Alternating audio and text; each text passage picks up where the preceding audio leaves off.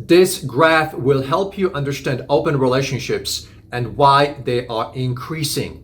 Why are so many gay men becoming interested in open relationships? What's going on here? So let's answer this right now. In the past, intimacy and sex used to work differently. Today, intimacy and sex works differently. Open relationships is really about a crisis of intimacy. And here's how it works. So let's go back into the past, 50 years ago. At that moment, sex used to be approached differently. First, man and a woman would get together, develop trust, feel comfortable, feel like they cared for each other. They created a loving container, and sex happened in that loving container. It was based on true love, and the emotion was an authentic emotion. The emotion associated with love was authentic because it started with trust.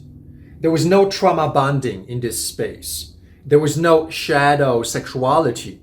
There was no shadow intimacy.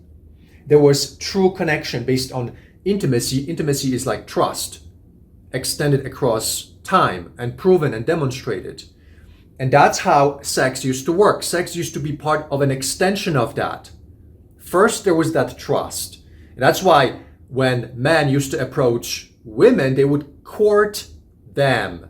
Obviously not in every society, but in the higher level, more intelligent, educated societies, men would court the women. And that's how they developed the intimacy. And then sex was an extension of that. That was the way it used to work. Now, today, we inherited those values. So these are inherited values that all of your stories are based on in terms of love and sex. But you have forgotten that the world changed.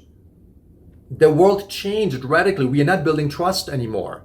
So sex is a direct exchange right up front. There is no courting. There is no demonstration of intimacy, trust, and feeling a connection that's authentic. No, we see sex-based relationships, kind of like arrangements that eventually reveal the fact that there's no intimacy there. There is no trust there. If you start with sex, it's like a double-edged sword. You end through sex because sex is not a substance that connects people. So in open relationships, because of that absence of that trust, people are always looking for someone different, someone new. And these open relationships simply reveal the fact that there's no intimacy there. There's no trust there. There is no really true connection. And it's important to be compassionate about this because the reason why gay men prioritize sex has to do with a lot of reasons. Some of them has to do with the trauma and the shame that we are all subjected to. And we are then minimizing ourselves to the most primitive aspects of ourselves, and that's sex. And so that's why in the gay population, everybody believes that sex is the natural first contact. That this world is no longer the kind of world that traumatized and shamed gay population seeks because it's too much work to build the intimacy. And if you minimized, you don't look into long term. You don't care about the 3 months or 6 months it would take to get to know someone prior to having sex. That is not desirable for someone who's shamed and traumatized.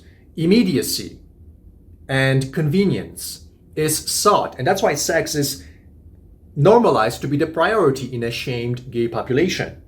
And so open relationships are the norm for most gay men simply because sex can never really give you intimacy.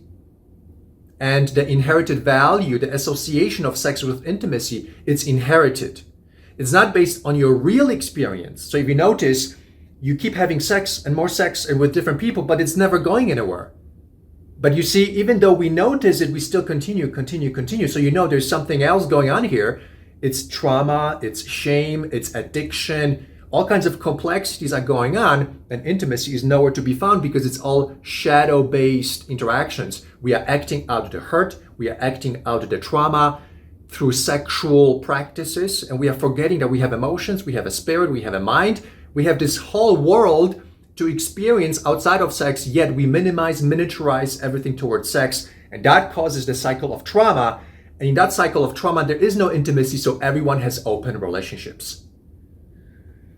Yes, it's pretty heavy stuff. And I know most gay men have open relationships because intimacy is really difficult. It's difficult. Even if you want it, even you're ready for it, it's difficult because you have to have two people ready at the same time and willing at the same time and having the tools to do it at the same time, to disclose, to share, to open up, to be vulnerable. How many gay men can be vulnerable? No, we are so insecure.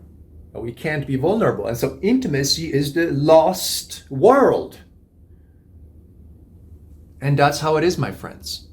So if you want intimacy, you have to do it differently. You have to enter into a different world. And that's why I created Big Gay Family. Inside the Big Gay Family social program, we have the intimacy process perfected. The 12 steps, 3 months, division of roles. We have exercises. We have conversations about sex, about rules of engagement. All of this is part of the Universal Dating Protocol and the Intimacy Codes that's now part of Big Gay Family. So join us and let's go back in time. Let's do some time travel. Let's go back into the 80s, into the 50s, the way that relationships used to come together. First intimacy, then sex, true love, and authentic emotions. No more shadow emotions, no more open relationships, no more first sex to make sure and then intimacy. No, you have to take a risk. You have to be willing to be surprised. That's the whole point of experiencing other human beings, is to be open. This will get you there. It will be enjoyable. It will be beautiful. It will be good for your soul. This will confuse you. It's confusing you. So let's get back to basics. Let's get back to fundamentals.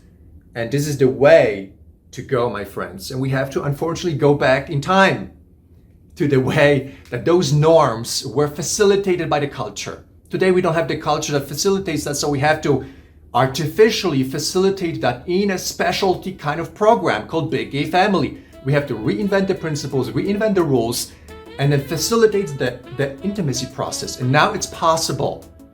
And now it's possible. You can feel connected the authentic way.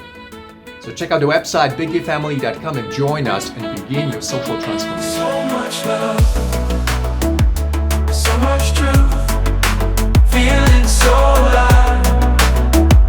And I am ready for a change, something new, something special, something original.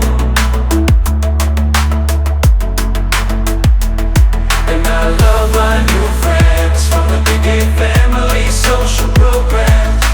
You don't need to be a single lover anymore. You can be who you want to be. Just let your love set you free. Be who you want it to be.